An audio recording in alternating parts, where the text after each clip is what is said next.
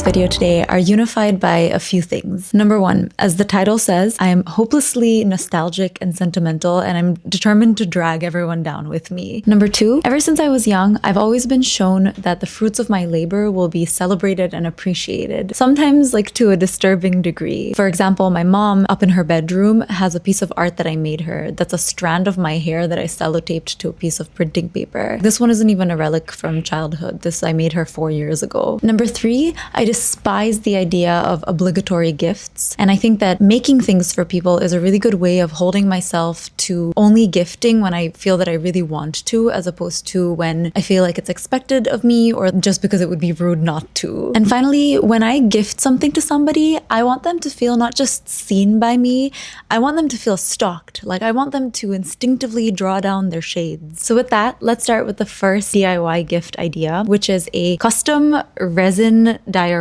of a very special room. This is my beloved college apartment that I shared with some of my dearest friends. We had this giant red beanbag that we bought from this guy off the side of the street for $25 named Norbert. Norbert is the name of the beanbag, not of the guy. Then this beautiful rug that saw a lot and narrowly escaped a lot. This inexhaustible supply of huge sacks of jasmine rice that served both as food and furniture. This lovely triangular tie cushion. This tiger mug.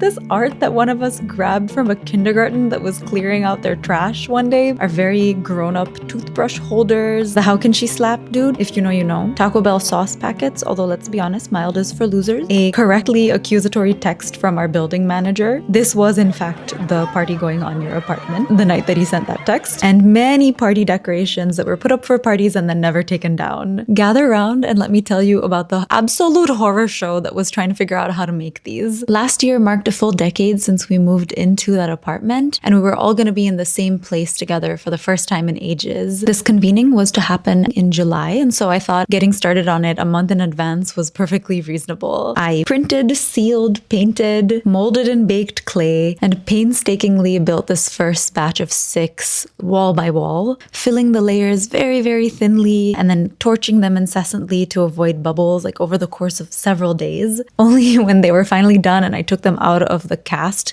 to find that they were like super disgusting and yellow and bubbly and like you couldn't see any of the details inside. And I just started the whole process again. Printing, sticking, painting, molding, baking, sealing, filling, torching, filling, torching, filling, torching. And the next batch turned out cloudy and horrible as well. I was so disgusted and dejected, and at this point there were only 5 days left till our flight. This could have been my Joker moment, but instead I mapped out that if I got in the car and I got to Michael's that very same day right before it closed, I could buy the correct resin with the right viscosity, so it's a 2-to-1 ratio instead of, I'll show you. And if I worked through the night to get my third batch of printed out pieces and clay pieces all prepped and sealed, ready to have resin poured over them, then I could time the number of pours and 12-hour cure times over the next 5 days so that by the time we got to the airport, the cubes would be just solid enough to make it through TSA. Here I have some evidence of my mother having arrived from a red eye across the country. I put her immediately to work. Jaime had been serving for hours already. The moment we were leaving for the airport, the resin was still like sloshing around in the container, and I was so terrified that they would make me throw it away at security or check it in my bag, in which case it would just be ruined. And then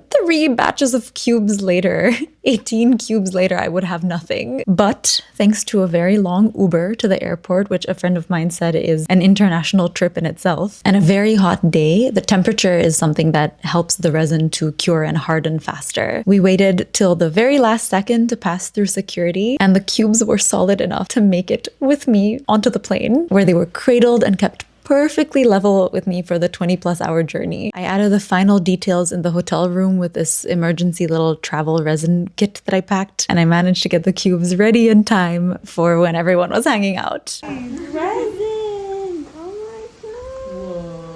Oh my god! What on earth? Not the horse's picture. The rice bag is amazing. The Tigger mug. The Tigger mug, which is not in production. The tie cushion. More birds. On your apartment? Oh my god. This is insane. Was that our rug? That was I alright. just Oh, noticed you got the taco dish bell at hot sauce. A gavel. This is wild. This is actually the tiger mug. our toothbrush I holder. can't believe you got oh my god. You added the Hoke and She Slap guy on it. Okay, so that you don't have to do all this hellish experimenting, let me show you how to make it very easily. I first printed and cut out all the pieces. Then using Mod Podge, stuck anything that needed to be back to back. And also sealed the outsides so that the ink wouldn't bleed. Next, using polymer clay, I molded out all the tiny little pieces. And then I gave them a little bake in the toaster oven so they would no longer be mushable. Now that the polymer pieces are hardened, I can stick these printed out labels and details to make it look realistic. That's Franzia Sunset Blush for the uninitiated. The Tigger mug, hot sauce packets, toothbrush holder.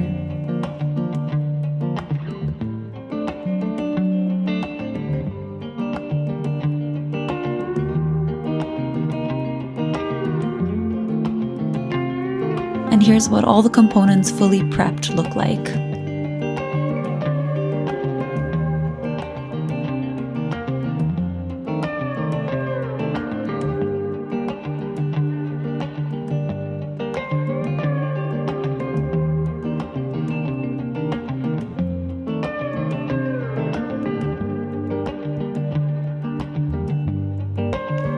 Okay, now let's talk about the resin. First, I found it very useful to use these syringes to measure out small amounts of the resin because I only needed about a teaspoon at a time. I mix the solution up for a few thousand years, and then this introduces a bunch of bubbles, so use a kitchen torch to try and get them out. This is a very thin pour because we're just building out one of the side walls. After letting it sit for about 12 hours in a warm room, the next day it pops out looking like this. Next, I need to make the opposite wall, so we have another round of vigorous mixing, another thin pour, and I place the details that are supposed to be on that wall in. Again, after letting it cure overnight, this is what I get for my second wall. Now I'm going to make the floor. So I have these two side walls, and I arrange them in the cube as if I'm looking down into the room from the ceiling. So now the rug is at the bottom, as you can see. I pop in the details that are supposed to be on the floor. There's Norbert, the Thai cushion, jasmine rice, mug, Franzia.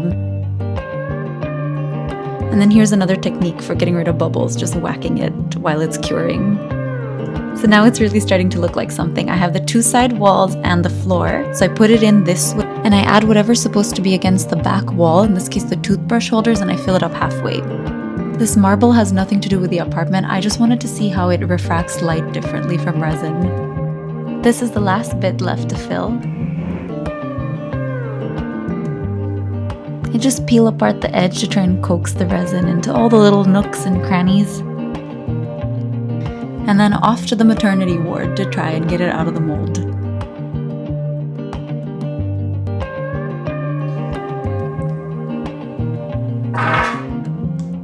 Look at that marble, how cool!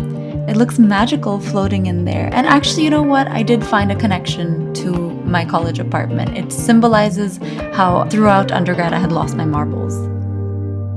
That one that I made there is for demonstration purposes, but one thing very special about the original ones that I made had these little series lights, which my friend had saved from an actual decoration that we had in the apartment. So wait, so how many bulbs was this a test? Okay, so no, this is why the witchcraft was necessary. So there were 6 original bulbs that Az got, and I used them in the first one because I thought the first one would be successful. And they got trapped in the first 6 ones. Yeah. So I was able to go to Lowe's and get a batch of identical bulbs, but Az, as a powerful witch, did a soul transfer into the second batch. And then the final step that I also didn't put in that version is the wall decoration that I just stuck to the outside. And then I also put these magnets so that it could be placed on a fridge. Another idea is a shadow box, which is sort of a picture frame / lamp. And I've made ones with different levels of customization. The one that I'm going to use to demonstrate the process is using a photo from Halloween a few years back. It's the most Wes Anderson picture I've ever taken. I love it because the framing is so stark. That was our dog's first week with us. And look at her so quickly taking command of the house. And we were just really enjoying our colored bulbs. And at some point earlier in the night, we had made the entire house a really intense red to terrify all the children. Mary! Hello? Hello? You wanna go dance with us? Yeah? Yeah? You wanna dance? Oh yeah? You wanna dance with us? Ooh, what are you gonna do? I went into Photoshop. I split this image into 6 layers. The bushes, the part of the building most in the foreground, then 1 layer back, 1 layer back, and so on. And then I exported these images to my Cricut, which is this very cool machine that'll cut anything out of any material for me. I printed out each layer, and then I asked the Cricut to cut out the parts of each layer that I didn't need, and I ended up with the sheets looking like this. I wanted to see if the colors could come through even more brilliantly than just through the printed ink if I put these colored gels in front of each one. Next, I folded up some paper into an accordion shape to place in the sides of each wall of this deep frame, which itself is called a shadow box. And I perched the layers in each of the folds of the accordion to give the frame depth and allow the light to eventually sneak into each layer. Finally, I attach an LED strip to the edge of the frame. I take a deep breath and I plug it in.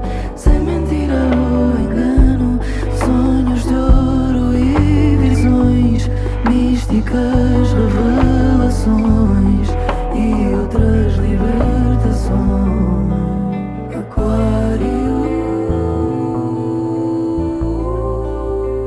Other ones that I've created is this Witcher one for my sister-in-law, who's like the biggest fan ever. Jaime and his sister also have this really lovely tradition of doing unconventional and super creative nativity scenes during Christmas. So this one here is a contribution from a few years back. The shooting star, so Jaime added with a screwdriver.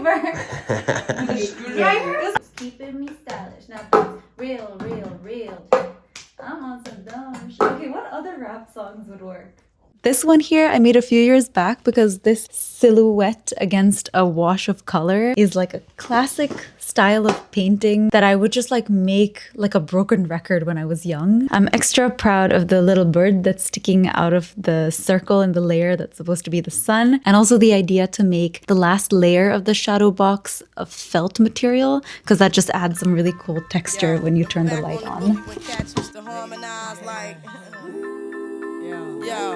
Number 3 is a bleach painted garment. I cannot think of something more cool and free and fun. You just grab some old dark colored t-shirt or jacket or whatever and you use a paintbrush dipped in bleach to paint out any design that you want. And you can make it as elaborate or simple as you like. You could just take a paintbrush and freehand a design, or maybe you give yourself a little guide with chalk and then go over it. Or if you want an inverted design, you just place something on your t-shirt to block the bleach, like tape if you're writing something out, or a leaf, whatever, and then you just splatter the bleach all around it. This one I'm making for a White Elephant gift exchange at work. My job is teeming with data nerds, and we use this Galaxy Brain meme a lot to refer to nascent ideas. We even have a whole like category of lab meeting called Galaxy Brain. So I use my projector to give me a guide on where to paint. To be honest, I'm not proud of this setup, but to be even more honest, I am. And then I just start following the design like this. I start off being very conservative and only using the most diluted mixture,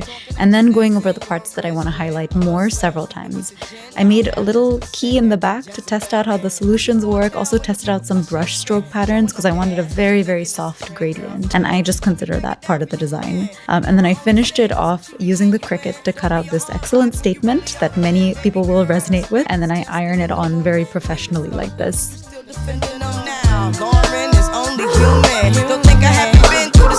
I think some other really cute ideas for bleach painting could be a flower that somebody really likes, or you know those framed pictures that people get of the way the stars were configured in the sky the night something special happened. You could just do that, but like put dots on a black t-shirt, and extra points if it's wrong, or if you spell out something random in the stars as an Easter egg, and you'll have this one-of-a-kind item that you wouldn't be paying some corporation $40 for. I think this is something that both astrologers and astronomers can agree on.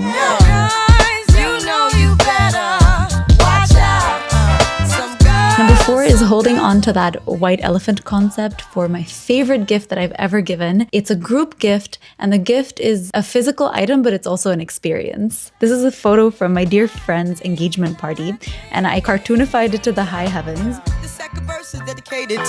I put each one on a t-shirt, and then after the wedding, we played a round of White Elephant with these t-shirts. White Elephant is this game where everyone puts gifts that are wrapped in the center, and then in a circle, when it's your turn, you could either go and pick something up unknown from the center of the circle, or you can steal from one of the people who have already grabbed something and you can see what they have. And then that person can in turn steal from someone else or go to the middle and pick something new. It was so much fun first to see my friend have it take a second to register that it was even an image of the two of them. Oh my god, what is that?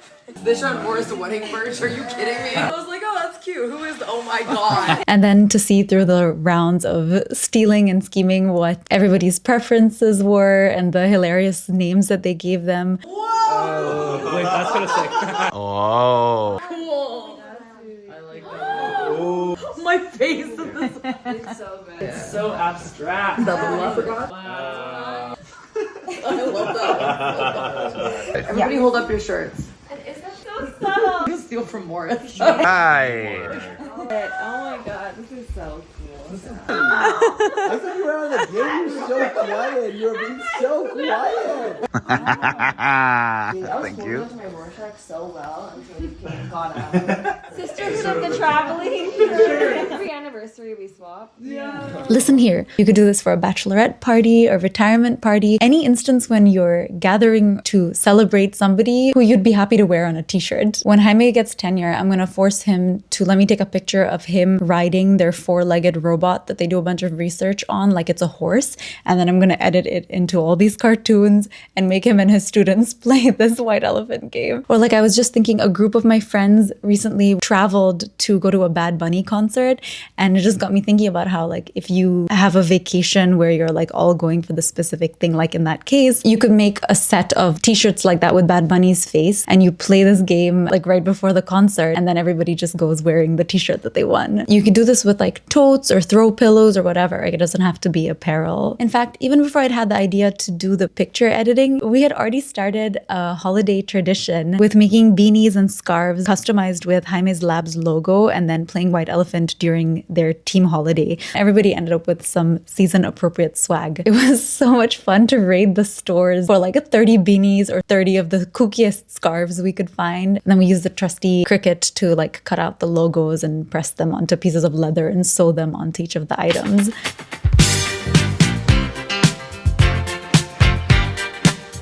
Idea, and this is a quick one but a big one because it's just a reference to my previous video in which I go through my favorite exciting things that I've done with photos. There's like so much stuff there on pop-up photo albums or frames, cross-stitch, using hexaflexagons as photo albums, different ways to interact with photos like putting them on a Lazy Susan so that you can spin them around, or making a lenticular print of some photos so that when you move, the picture moves. I think that any one of these gifts is a really great way to foster your creative side while showing the people that you're giving the gift to that you really care about them and you gave considerable thought to what they might like, dragging them down into this deep abyss of sentimentality and nostalgia, but in a good way. That's all for this video.